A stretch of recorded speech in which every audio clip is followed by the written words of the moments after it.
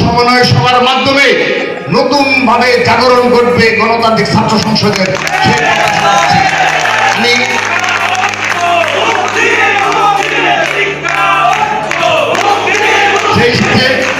সেই সাথে 1971 সালকেও হৃদয়ে ধারণ করে আপনারা রাজনীতি করবেন, মুক্তিযুদ্ধের চেতনাকে সমুন্নত রাখবেন, সেই প্রত্যাশা রাখছি।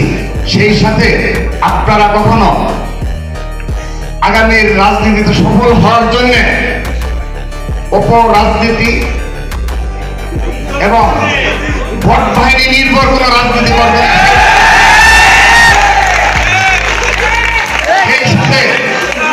সেই সাথে হয়তোবা